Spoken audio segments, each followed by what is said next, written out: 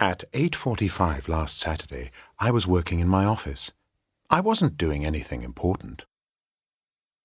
My friends were having breakfast. They weren't working. Was it raining when you got up? No, it wasn't. What were you doing at 11 o'clock last night? I was watching TV. I was working in my office when the boss walked in. I was having lunch when my sister arrived. 1.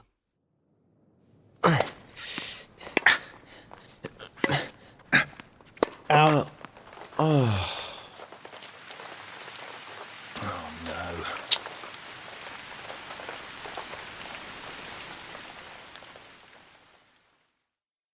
2.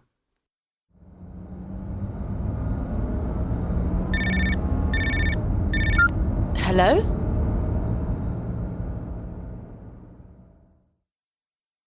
3.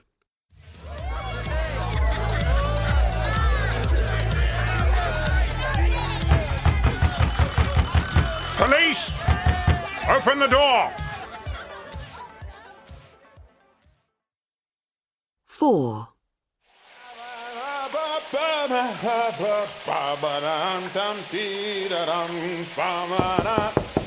Huh?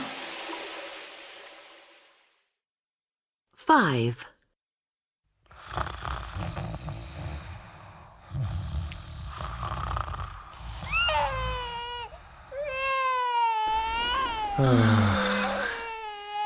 You go.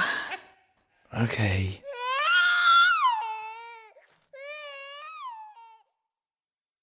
6. Here, boy. Come on, here, boy. Oh, hi.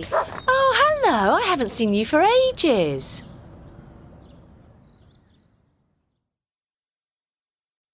At. In. On. 1. In. In France. In Paris. In the kitchen. In a shop. In a museum. In a park. In a garden. In a car. In February. In June. In winter. In 2011. In the morning. In the afternoon. In the evening. 2. On. On a bike. On a bus. On a train. On a plane. On a ship.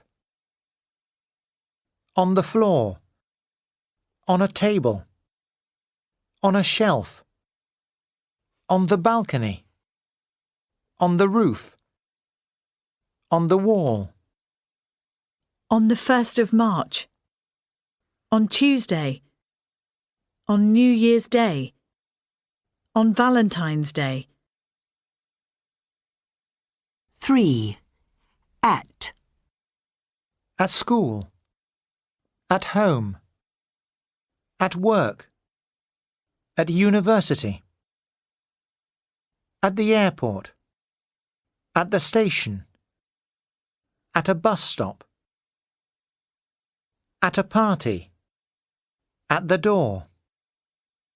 At 6 o'clock. At 2:30. At 7:45. At Christmas. At Easter. At night. At the weekend. Where were you at 6 o'clock in the evening? I was at work. What were you doing? I was having a meeting with the boss. En mai 1968, je suis rentrée à Paris. In May 1968, I came back to Paris. It was a very exciting time. There were a lot of demonstrations and fighting between students and the police. I wasn't really interested in politics. I wasn't a communist or an anarchist. but I loved the atmosphere. All the students were fighting for freedom, for revolution, and the French police were everywhere.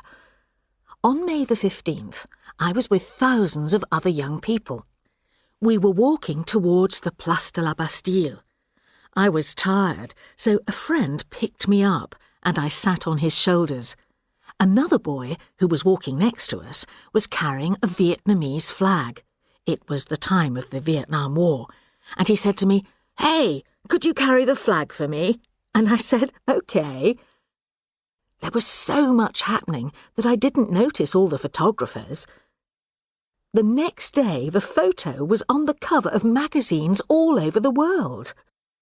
When my grandfather saw it, he immediately ordered me to come to his house. He was furious, really, really angry. He said, "That's it, you're a communist. I'm not going to leave you anything, not a penny." I walked out of the room, and I never saw him again. 6 months later, he died, and I didn't get any money from him. Nothing. On the 4th of November, I arrived in Chicago late in the evening. I wanted to photograph Barack Obama and his family in the convention center, but when I got there, I discovered that I didn't have my press pass and I couldn't go inside. I walked around the park outside the center. Although it was November, it was a warm night. The atmosphere was wonderful. When I took this photo, everybody was looking at the TV screens waiting for the election results. Some people were quietly holding hands and smiling. Others were tense and nervous. They felt that it was their moment. Suddenly I realized that this was a better place to be than inside. I was watching Obama's victory through the faces of all these people, African, Hispanic, Chinese, white. At about 11 o'clock, the results were announced, and everybody went mad. People started laughing, shouting, and crying. But when Obama made his speech, they all became quiet and emotional. There was only one place to be on the planet that night, and I was there.